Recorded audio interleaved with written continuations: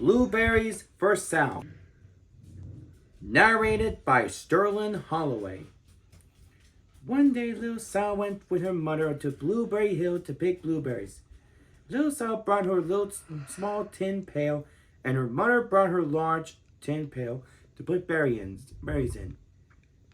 We will take our berries home and can them, said her mother. Then we will have food for the winter. Little Sal picked little berries and 3 berries and dropped them in her little tin pail. Kaplink, kaplunk, plank, kaplunk. She picked 3 more berries and ate them. Then she picked more berries and dropped one in the pail. Kaplunk. And the rest she ate. Then Little Sal ate all 4 blueberries out of her pail.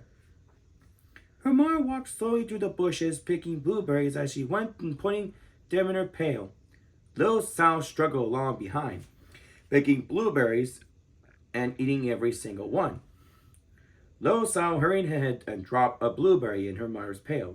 It didn't sound kerplink because the bottom of the pail was already covered with berries. She reached down inside to get her berry back. Though she really didn't mean to, she pulled out a large handful because there were so many blueberries right up close to the one she had put in. Her mother stopped picking and said, "Now, Sal, you run along and pick your own berries. Mother wants to take her berries home and can them for next winter." Her mother went back to her picking, but Little Sal, because her feet were tired of standing and walking, sat down in the middle of a large clump of bushes and ate blueberries. On the other side of the Blueberry Hill, Little Bear came with his mother to eat blueberries. "Little Bear," she said, "eat lots of berries and grow big and fat. We must store up food for a long, cold winter." Little Bear followed behind his mother as she walked slowly through the bushes and eating berries. Little Bear stopped now and then to eat berries. Then he had to hustle along to catch up. Because his feet were tired of hustling, he picked out a large clump of bushes and sat down right in the middle and ate blueberries. Over on the other side of the hill, Little Sal ate all of the berries she could reach from where she was sitting. Then she started out to find her mother. She heard a noise from around the rock and thought, "That is my mother walking along." But it was a mother crow and her children, and they stopped eating berries and flew away saying, "Caw, caw, caw." Then she heard another noise in the bushes and thought, "That is surely my mother and I will go that way." But it was Little Bear's mother instead. She was tramping along eating berries and thinking about storing up for food for the winter. Little Sal tramp right along behind. By this time, Little Bear had eaten all the berries he could reach without moving from his clump of bushes. Then he hustled up to catch up with his mother. He hunted and hunted, but his mother was nowhere to be seen. He heard a noise from over a stump and thought, "That is my mother walking along." But it was a mother partridge and her children. They stopped eating berries and hurried away. Then he heard a noise in the bushes and thought, "That is surely my mother. I will hustle that way." But it was Little Sal's mother instead. She was walking along, picking berries and thinking about canning them for next winter. Little Bear hustled right along behind. Little Bear and Little Sal's mother and Little Sal and Little Bear's mother were all mixed up with each other among the blueberries on Blueberry Hill.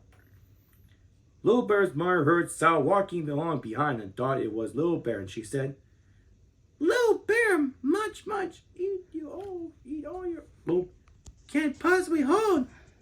Swallow." Little Sal said nothing. She picked 3 berries and dropped them, kerplink, kerplunk, kerplunk, in her small tin pail. Little Bear's mother turned around to see what on earth she could make a noise like kerplunk. "Grump!" she cried, choking on a mouthful of berries. "That is not my child. Where is Little Bear?" She took one good look and backed away. She was old enough to be shy, of people, even a very small person like Little Sal. Then she turned around and walked off very fast to hunt for Little Bear. Little Sal's mother heard Little Bear's tramping along behind and thought it was Little Sal. She kept right on picking and thinking about canning blueberries for next winter. Little Bear padded up and peeked into her pail. Of course, he only wanted to taste a few of what was inside, but there were so many and they were so close together that he tasted a tremendous mouthful by mistake. "Now, Sal," said Little Sal's mother without turning around, "you run along and pick your own berries. Mother wants to candies for next winter." Little Bear tasted another tremendous mouthful and almost spilled the entire pail of blueberries. Little Sal's mother turned around and gasped, "My goodness, you're not Little Sal.